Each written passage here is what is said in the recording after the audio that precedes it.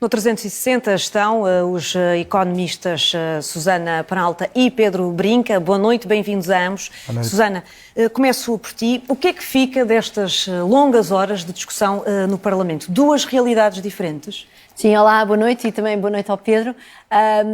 Eu acho que o que fica em primeiro lugar é que o debate parlamentar é muitas vezes usado para um show político que na verdade é alheio ao processo orçamental. Eu quis dizer o debate parlamentar orçamental e que não serve os propósitos do debate, do orçamento. Quer explicar as medidas e esta proposta. Exatamente, sendo o orçamento uma das leis mais importantes do país, a lei que de facto permita a um governo implementar as suas prioridades de política económica e também um momento clarificador no momento em que nós estamos a entrar, enfim, a Europa está em guerra, temos uma crise energética, há ventos de recessão a superar em vários países, desde logo na Alemanha, que é o motor industrial da Europa, e portanto desse ponto de vista eu acho fico sempre um bocadinho perplexa, que parece que nós passamos estas semanas à volta do debate parlamentar a discutir imensas coisas que não devíamos discutir. E desse ponto de vista devo dizer que a prestação do Primeiro-Ministro, quando respondeu, o deputado João Coutinho de Figueiredo fez uma série de questões ao Primeiro-Ministro que tinham a ver com prioridades políticas do país, que as da Iniciativa Liberal são diferentes das do PS e isso não tem nada de mal, isso é a natureza da democracia. E o Primeiro-Ministro, em vez de responder às perguntas do deputado Coutinho de Figueiredo, até discordando dele, mais uma vez isso faz tudo parte de uma saudável convivência de partidos em democracia, numa democracia madura, parlamentar, realmente começam aquelas comparações com o Chega, que eu acho que é um péssimo serviço desde logo à democracia portuguesa, por facto a Iniciativa Liberal e o Chega são partidos que não têm nada a ver um com o outro e, portanto, desse ponto de vista, acho que era bom, de facto, haver alguma racionalização do debate orçamental e que ele servisse para debater efetivamente os orçamentos. Pronto, em primeiro lugar. Em segundo lugar, eu julgo que de facto é importante perceber o seguinte, um orçamento tem dois lados, tem o lado da receita e tem o lado da despesa e da diferença das duas resulta um déficit. Eu acompanho a prudência do Governo, já disse isso aqui até na RTP, na questão de nós não nos pormos agora a aumentar a dívida terrivelmente, sobretudo num cenário em que as taxas de juros estão a aumentar e em que o custo da dívida pública portuguesa já aumentou. É importante as pessoas perceberem isto.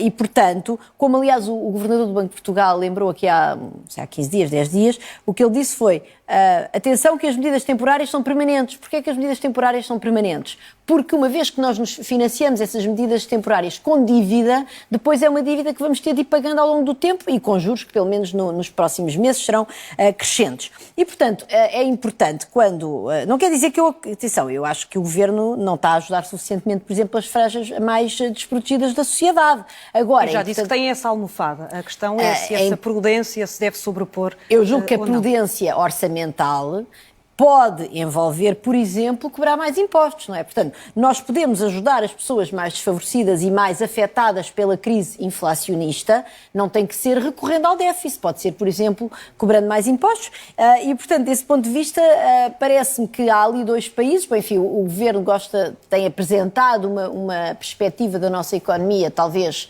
mais otimista do que aquela que começa a ser desenhada, vamos dizer, pelas instituições internacionais, desde logo porque, de facto, Portugal é uma pequena economia aberta e no contexto europeu em que grandes economias europeias como a Alemanha vai ser obviamente influenciado e a oposição queria ajudar mais, enfim, a economia. Mas é importante perceber que para nós ajudarmos a economia, enfim, a oposição também tem que nos vir dizer aonde é que vai buscar esses recursos e isso envolve, penso eu, aumentar impostos. E vamos falar desse aumento de impostos já a seguir. Para já, chamar à conversa o Pedro Brinca. Pedro, bem-vindo. O Primeiro-Ministro e a oposição perspectivam realidades diferentes para a vida das famílias e a atividade das empresas em 2023, pelo que vimos hoje no Parlamento. O Primeiro-Ministro disse mesmo que o orçamento do Estado do próximo ano é de mais rendimentos e menos impostos. Essa não será a realidade de muitos e muitos portugueses em 2023. Bem, para começar, a cumprimentar a Susana, a minha colega, e cumprimentar os telespectadores e as pessoas aí no estúdio. Bem, é verdade que, sem dúvida, que o grande problema do orçamento para 2023 e da economia portuguesa para 2023 e até em 2022 não está na média. A economia portuguesa cresceu, ou espera-se que cresça, de forma significativa em 2022. O problema não está aí, o problema está precisamente na distribuição. Nós temos setores e famílias com problemas graves. Nós estamos a falar num período, num ano em que estamos a ter um crescimento histórico, mas não obstante, a palavra crise social não sai da boca dos mídias, dos políticos, etc. Nesse sentido, aquilo que me apraz dizer é que, de facto, falta uma boa dose de condicionalidade em muitas das ajudas. Como a Susana disse, e muito bem, eu acompanho, a prudência em termos da magnitude do déficit é bem-vinda, é desejável, mas obviamente que a composição, quer da receita, quer da despesa, quer dos impostos que cobramos, quer de onde é que aplicamos esses impostos, poderia ser melhor trabalhada. Quando eu falo em condicionalidade, falo precisamente de, por exemplo, não trabalhar contra o Banco Central Europeu. O Banco Central Europeu tem subido as taxas de juros para conter a inflação. Nós temos a inflação porque, literalmente, a economia não consegue produzir bens e serviços suficientes para alimentar a vontade de os consumir por empresas, famílias e governos, e nesse sentido a subida dos preços é a reação desse mercado. A subida das taxas de juros visa arrefecer um pouco esse ímpeto de consumir, mas lá está, em média. Cabe aos Estados, com a política orçamental, tomar conta, num âmbito, num plano ou num acordo, pacto social, se quisermos assim, que temos enquanto sociedade, de evitar que as pessoas mais desprotegidas estejam afetadas. É bom lembrar, e por acaso temos a felicidade de até ter a Susana aqui nesta conversa, de perceber que mesmo a inflação que nós observamos é uma média. E a Susana fez um estudo recentemente que mostra de forma clara e inequívoca que, por exemplo, nos bens alimentares ou até mesmo nas rendas de casa, que a inflação que essas famílias mais desprotegidas efetivamente sofrem é muito superior, inclusive, àquela que é avançada pelo Estado. Por isso, é na condicionalidade que me parece que devemos insistir mais, ter a certeza que as medidas que possam ser aprovadas realmente incidem sobre quem precisa e não medidas indiscriminadas, como algumas que vimos, como a questão dos 50 euros sem qualquer tipo de condicionalidade que não fosse a ter filhos, ou dos 125 euros que atingem 90% da população portuguesa. Essas sim são medidas indiscriminadas, que é um pouco tentar apagar o fogo da inflação com mais gasolina, quer dizer, não é assim que se resolve, e nesse sentido essa condicionalidade seria mais bem-vinda, e acompanho as palavras de Susana nesse sentido.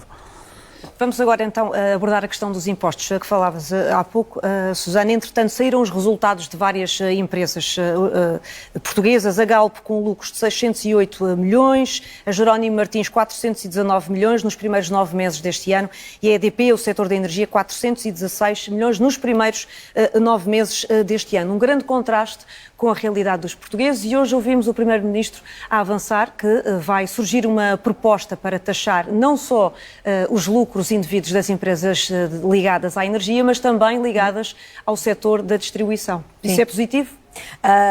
Eu julgo que é positivo globalmente termos essa discussão em Portugal e enfim, acho que já estava na altura de a termos, precisamente por causa desta ideia que eu acho que estamos hoje de acordo, o Pedro e eu, que é ajudar as pessoas mais pobres, mais fragilizadas e os setores também mais fragilizados da economia e aqueles que nos estão a dar os bens essenciais, que são aqueles que estão em escassez no mercado internacional, como por exemplo o setor agrícola, agroalimentar, não tem necessariamente que implicar aumentar o déficit. Pode-se ir buscar, taxar, tributar as pessoas e as empresas que estão a ganhar mais com a crise. Portanto, essa discussão é certamente bem-vinda e já devíamos estar a ter há mais tempo. Agora, é preciso ter algumas notas de preciso ter cuidado com, enfim, para já, não são lucros indevidos, são inesperados, que é diferente, não é? Porque são inesperados no sentido seguinte, ou seja, há uma situação de crise que faz com que estas empresas tenham aumentos bastante substanciais nos seus lucros que não têm a ver com tomadas de decisão estratégicas, enfim, alterações substanciais à sua maneira de trabalhar que façam com que elas se tornem mais lucrativas. Portanto, isso é um primeiro ponto e é por isso que, digamos, há uma legitimidade, vamos dizer, acrescida de nós queremos ir tributar esses lucros. Agora, eu acho que é importante separar as empresas energéticas e, desde logo, as empresas energéticas que estão produtoras de energia, produtoras de refinação, no caso da Galp, que tem refinação, não é? Da distribuição e também da EDP, enfim, que não está diretamente na produção de energia primária. Ainda não conhecemos a proposta. Como a Galp. Ainda não conhecemos a proposta. Mas, portanto, vamos lá ver uma coisa. Este processo de aumento dos preços nos mercados energéticos é um processo perfeitamente natural, faz parte do ajustamento de um mercado, ou seja, há uma restrição da oferta neste momento nos mercados energéticos por causa da guerra e, portanto, o ajustamento, aquilo que é normal numa economia é que haja um aumento do preço e que esse aumento do preço vá instigar as empresas que estão no mercado a produzir mais, ir à procura de outras fontes de energia para resolver essa crise a prazo. Portanto, as empresas energéticas são aliadas da economia neste momento de crise, porque são elas que nos vão permitir fazer a conversão energética e buscar outras fontes de energia para, a prazo, nós deixarmos de estar dependentes da energia do Putin, que nos deixou nesta situação de verdadeiros reféns, certamente a economia alemã, da energia russa. Portanto, é preciso ter cuidado e é preciso, sobretudo, ter cuidado quando nós desenharmos esses instrumentos tributários de não estarmos a desincentivar as empresas a fazer a conversão energética para irem buscar fontes de energia alternativas. Portanto, nestas empresas que têm um pé também nas energias renováveis, temos de pensar muito bem. Agora, vai tudo estar, obviamente, na dimensão.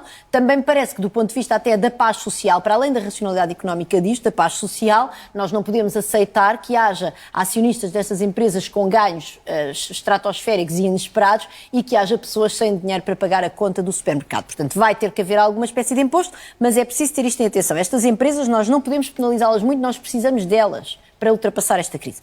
Já no caso da distribuição, outra história completamente diferente, até claramente tem a ver, de facto, com o aumento generalizado do preço e tem a ver com uma capacidade muito grande, uma vez que são bens essenciais, de transferir uma parte grande desse aumento do preço para os consumidores e, portanto, com isso aumentar os lucros.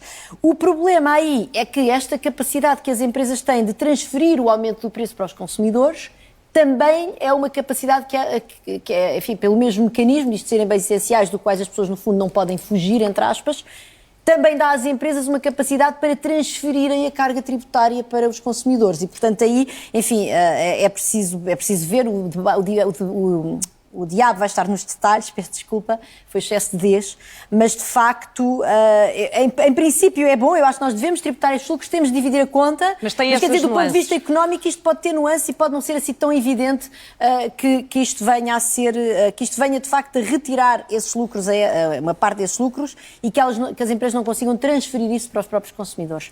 Pedro, a sua análise sobre esta medida, esta proposta que vai chegar à Assembleia depois do debate do Orçamento do Estado e que foi anunciada hoje por António Costa?